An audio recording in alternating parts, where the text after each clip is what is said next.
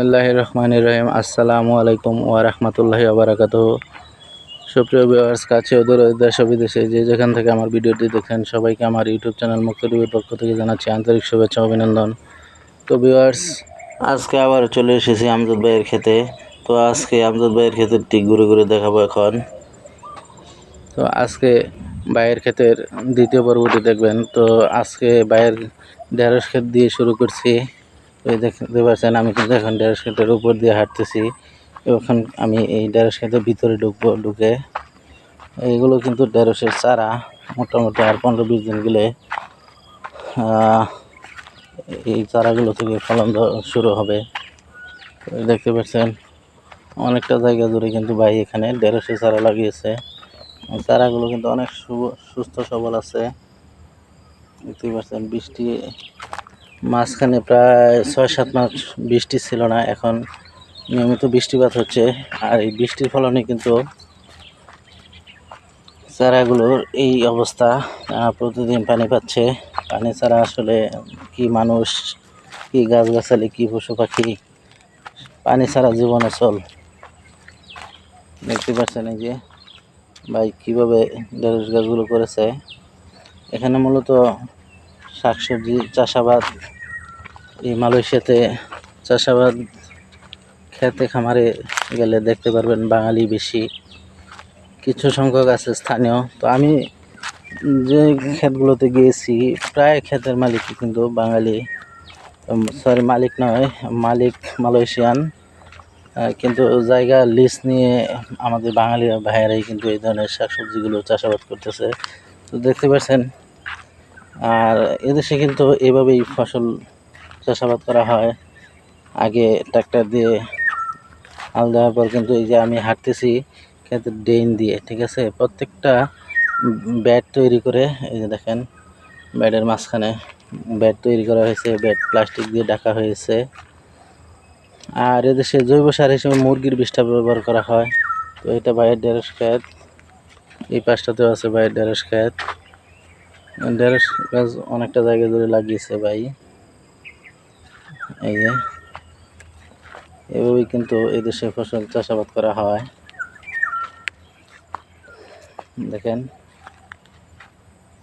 ব্যাটগুলো polythene দিয়ে ঢাকা আছে, আর পলিথিনে গর্ত করে সেখানে কিন্তু ঢেঁড়সের চারা দেওয়া হয়েছে। মাঝখানে একটি গর্ত ফাঁকা রাখা হয়েছে, মেবি সেখানে অন্য কোনো সবজির বীজ দেওয়া হবে, যার জন্য কিন্তু গর্ত আগে থেকেই করে রাখা হয়েছে।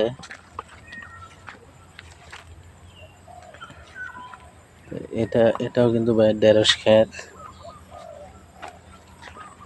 এই যে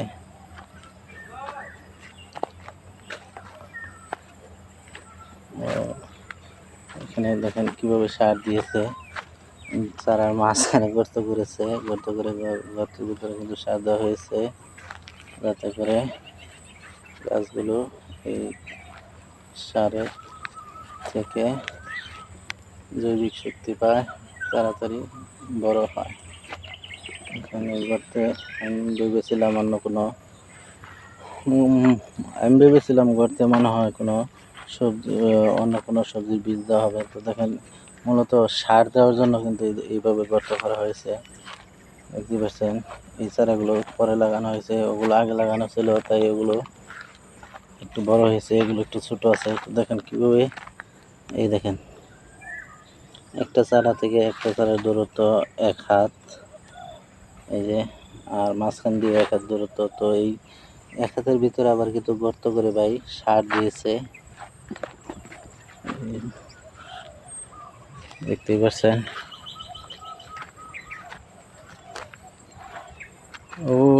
ওই মাথা পর্যন্ত, যে পর্যন্ত পলিথিন দেওয়া আছে সম্পূর্ণটা কিন্তু এই ভাইয়ের ক্ষেত।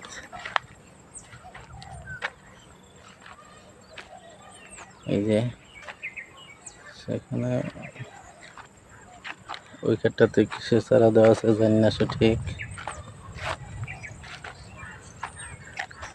মরে গেছে মনে হয়। ওই ইকবাল ভাই যাইতেছে, ইকবাল ভাইয়ের ক্ষেতেও যাবো একটু পরে। তো এখানেও ঢেঁড়সের চারা ছিল, গাছগুলো ফসল বিক্রি করার পর গাছগুলো মেরে দেওয়া হয়েছে।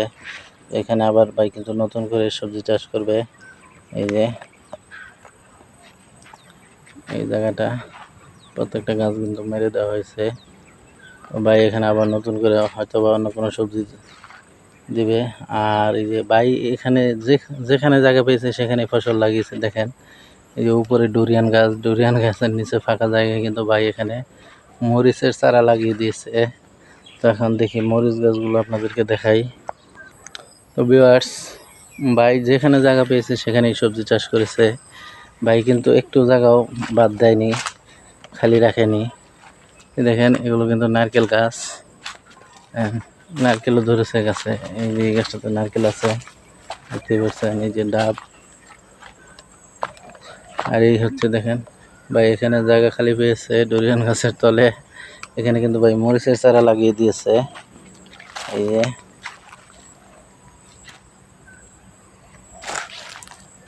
মরিচ ধরে আছে গাছগুলোতে।